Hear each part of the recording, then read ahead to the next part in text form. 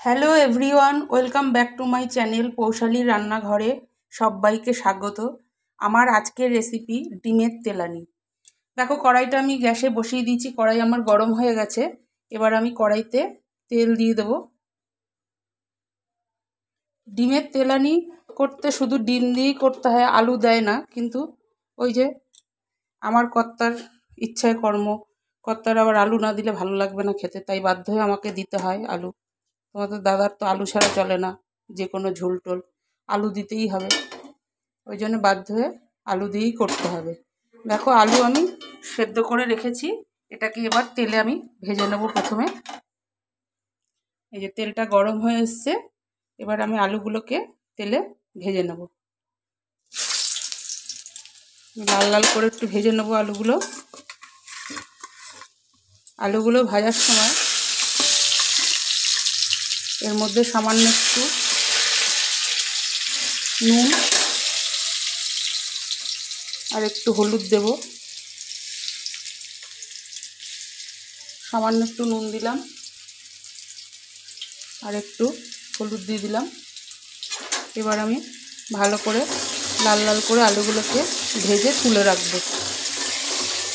আলুগুলো আগে ভাজা হয়ে যাক, তারপরে ফিরে আসছি পরবর্তী রান্নায়। নাও, আলুগুলো আমি ভেজে নিয়েছি। এবার আমি তেলের মধ্যে দিয়ে দিচ্ছি দুটো তেজপাতা, একটা শুকনো লঙ্কা, একটা দারচিনি, 3টে এলাচ, 3টে লবঙ্গ দিয়ে দিলাম। সামান্য একটু জিরে দিয়ে দিলাম ওর মধ্যে। এবার এগুলোকে একটুখানি নাড়াচাড়া করে নেব।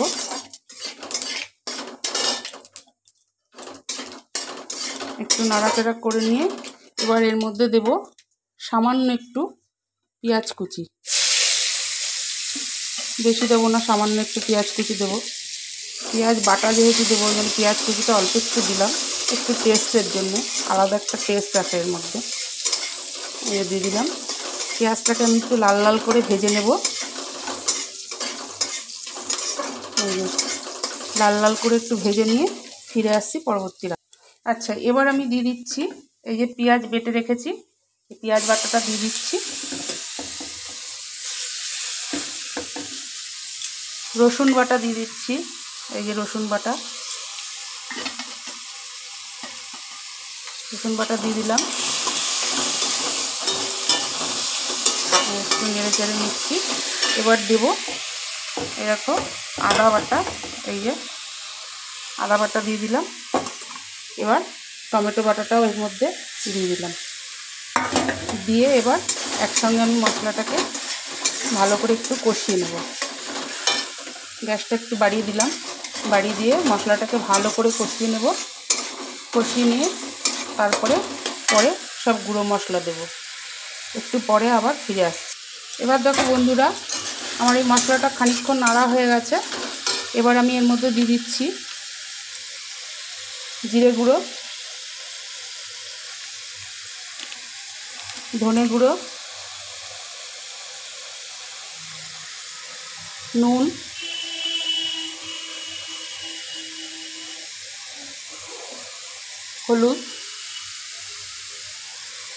হলুদ দিচ্ছি, লঙ্কা বাটা, কাঁচা লঙ্কা পেস্ট করে রেখেছি সেটা দিয়ে দিলাম। এবার একটু নেড়ে নেব।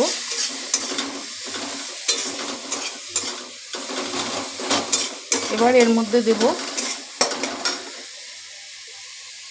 গ্রিন চিলি সস, সামান্য গ্রিন চিলি সস। এবার দেব রেড চিলি সস।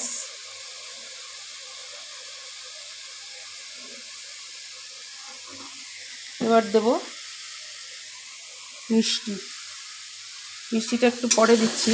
একটু নাড়াচাড়া করে নিই, খানিকক্ষণ কষিয়ে নিই, তারপরে ফিরে আসছি পরবর্তী রান্না। আচ্ছা, এবার দেব এর মধ্যে চিনি, এই যে আর একটু দিয়ে দিলাম। এবার ভালো করে একটু কষিয়ে নেব। তারপরে আমি যে আলুগুলো ভেজে রেখেছি সেই আলুগুলো দিয়ে মশলার সাথে ভালো করে কষাবো। খানিকক্ষণ ধরে একটু কষিয়ে নিই। তারপরে আমি এর মধ্যে জল ঢেলে দেবো, ভালো করে ফুটে উঠবে। তারপরে ফিরে আসছি পরবর্তী স্টেপ। এবার আমি কষানো হয়ে গেছে আমার ইয়েটা, এবার জল ঢেলে দিলাম। এই যে জল দিয়ে দিলাম, এবার জলটা ফুটে উঠবে। তারপরে আমি ডিমগুলো এক এক করে ফাটিয়ে এর মধ্যে দিয়ে দেবো। এরকম জল দিয়ে দিচ্ছি, আর সামান্য একটু জল দিতে হবে। এবার জলটা ফুটে উঠুক, তারপরে ফিরে আসছি পরবর্তী রান্নায়। এরকম বন্ধুরা ঝোলটা আমার ফুটে উঠেছে। এবার আমি ধনেপাতা কুচি দিয়ে দিচ্ছি এর মধ্যে। দিয়ে দিলাম ধনেপাতা কুচি। এবার ঝোলের সাথে ধনেপাতাগুলো ভালো করে মিশে যাবে। তারপরে দিয়ে দেবো গরম মশলা,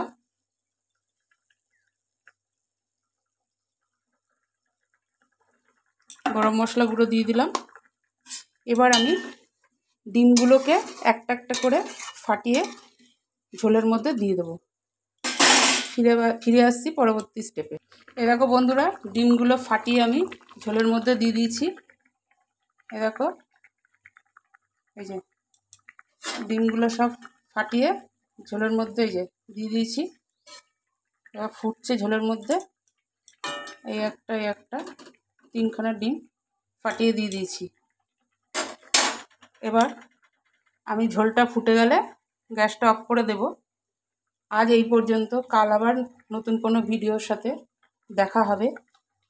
আর তোমরা সবাই সুস্থ থেকো, ভালো থেকো, সাবধানে থেকো। নতুন বন্ধুরা পাশে থেকো, চ্যানেলটিকে সাবস্ক্রাইব করো, বেল আইকনটি প্রেস করে দিও। টাটা।